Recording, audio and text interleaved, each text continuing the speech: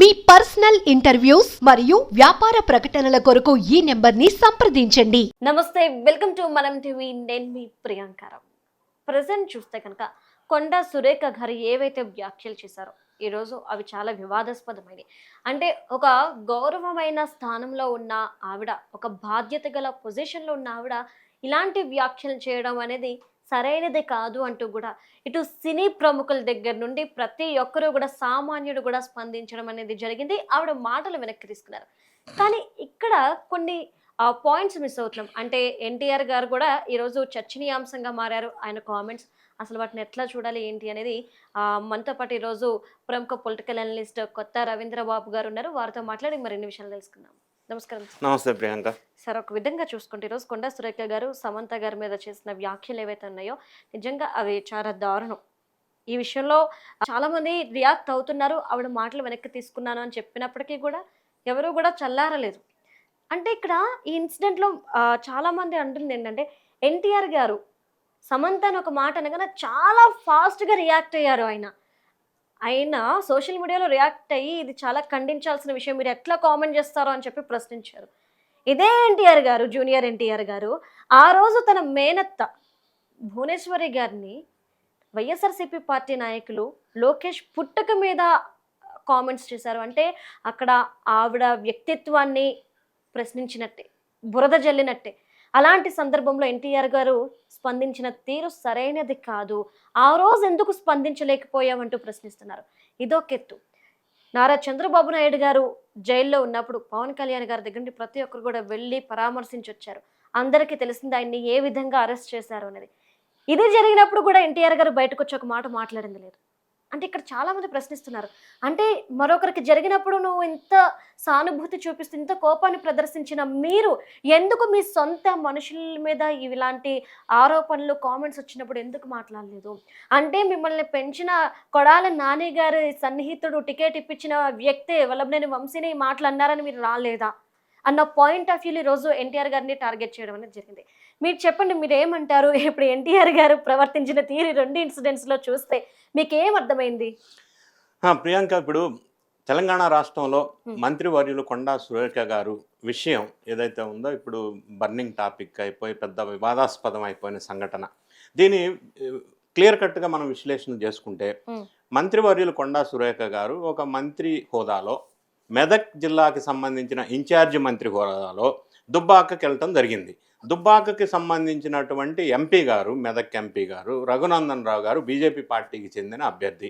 ఆ సందర్భంలో చేనేత వాళ్ళ గురించి మాట్లాడుతూ చేనేత వాళ్ళు నేచిన చేనేత దారాన్ని ఒకదాన్ని కొండా సురేఖ మంత్రివర్యులు మెడలో వేసి అక్క అని సంబోధించడం జరిగింది అభిమానంతో, ప్రోటోకాల్ ప్రకారం. ఆయన ఎంపీ, ఈమె మినిస్టర్ గారు. అంతవరకు బాగానే ఉంది. ఇక్కడ విచారించదగ్గ విషయం ఏంటంటే బీఆర్ఎస్ పార్టీకి సంబంధించిన సోషల్ మీడియా వర్గాలు కొంతమంది దీన్ని వేరే రకంగా షాదీ ముబారక్ అని రకరకాలుగా బ్లేమ్ చేసి, బదనాం చేసి, దాన్ని ఏమంటారు, ఖననం చేశారు కొండా సురేఖ మంత్రిని.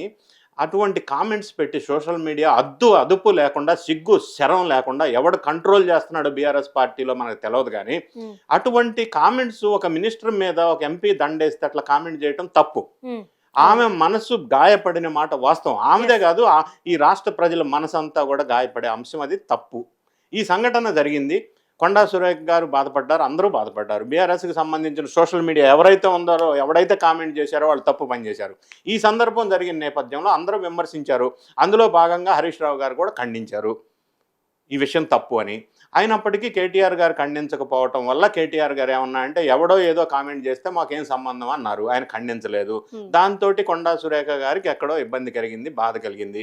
ఆ బాధలో, ఆ ఫ్రస్ట్రేషన్లో, ఆ ఇబ్బందులో ఆమె కొన్ని కేటీఆర్ మీద కామెంట్స్ చేస్తూ కేటీఆర్ డ్రగ్స్ అడిక్ట్ అయ్యాడని, సినిమా హీరోయిన్స్ అందరికి కూడా డ్రగ్స్ అలవాటు చేశాడని, ఈయన అత్యాచారాలు భరించలేక కొంతమంది cine heroes like Rakul Preet Singh తొందరగా పెళ్లి చేసుకొని సినిమాల నుంచి వెళ్ళిపోయిందని, ఈ కేటీఆర్ మీద దుమారం చేయాలా, బదనాం చేయాలన్న కాన్సెప్ట్ నుంచి దారి మళ్ళీ అది ఏ ప్రమేయం లేని, ఏ లింకు లేని సినిమా రంగానికి చెందిన ప్రముఖ హీరోయిన్లు ఇందులోకి గుంజటం, రాజకీయంలోకి గుంజటం, వాళ్ళ కుటుంబాన్ని వీధిని పడేయటం అనేది ఈమె చేసిన తప్పు.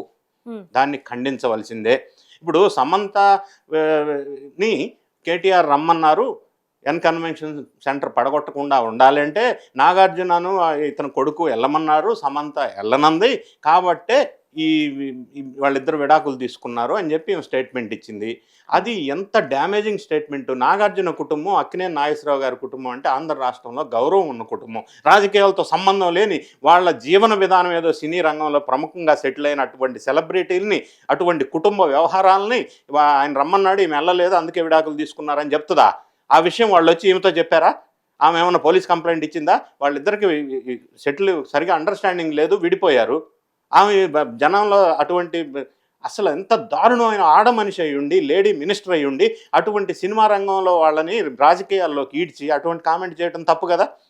సినిమా రంగం అనంలోనే, సినిమాలో హీరోయిన్ల అనంలోనే అంత దుష్ప్రచారం చేయటం, అంత దురాభిమానం వాళ్ళ మీద ఉండటం తప్పు కదా. ఆ రంగాన్ని అట్లా విమర్శించడం తప్పు. వాళ్ళని రాజకీయాల్లో లాగి ఇటువంటి కామెంట్స్ అనేది ఎవ్వడూ సహించరు. దీన్ని ఖండించవలసిందే. అందరూ ఖండించారు. మరీ ముఖ్యంగా సినిమా రంగం వాళ్ళు ఏకతాటి మీదకి వచ్చి అందరూ కూడా దీన్ని తీవ్రంగా ఖండించారు. అభినందిద్దాం. ఖండించవలసిన అంశమే. కొండా సురేఖ గారు చేసిన తప్పే. తర్వాత సారీ చెప్పారు. అనాల్సిందంతా అనేసి బురదంతా చల్లేసి ఫ్యామిలీని వీధిని పడేసి బ్లేమ్ చేసి బదనాం చేసి ఖననం చేసి ఇప్పుడు సారీ నేను వెనక్కి తీసుకుంటానంటే చెల్లుకు చెల్లా, అది సొల్యూషన్ కాదు కదా. డ్యామేజ్ జరగాల్సింది జరిగిపోయింది. ఎనీవే వీళ్ళు దాని మీద పరువు నష్టం వేశారు నాగార్జున గారు. బహుశా రేపు ఎల్లుండి మండే అది కోర్టు హీరింగ్కి వస్తుంది నాంపల్లి కోర్టులో. అది లీగల్ ప్రొసీడింగ్స్ వెళ్తారు.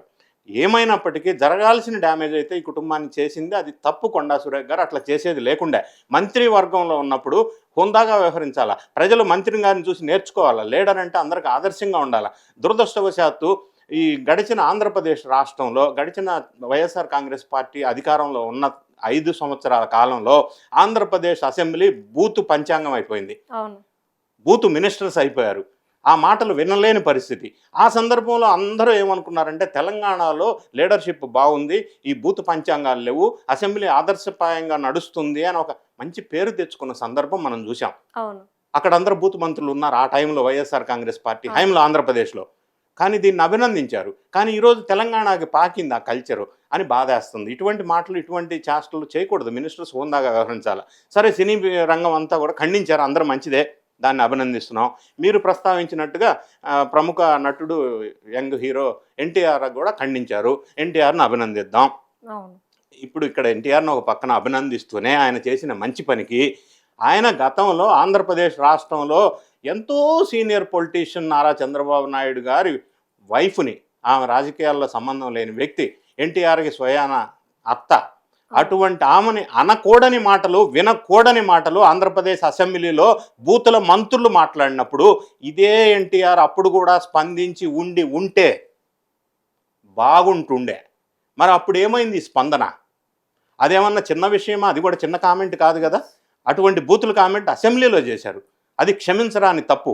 అటువంటప్పుడు కూడా ఈ యంగ్ హీరో ఎన్టీఆర్ స్పందించి ఉండుంటే మనం అభినందించి ఉండేవాళ్ళం. మరి అప్పుడు ఎందుకు సపోర్ట్ చేయలేదు? ఇప్పుడు వెంటనే ఎందుకు సపోర్ట్ చేశాడు? అందరికీ ఇక్కడ అదే డ్యామేజ్ జరిగింది, అక్కడ ఆ రోజుల్లో కూడా అదే జరిగింది. ఆయన అక్కడ కూడా స్పందించి ఉంటే బాగుండేది. అందరినీ సమంగా చూడాలా. అది ఎవరన్నా కానీ, ఏ స్టేట్ కానీ.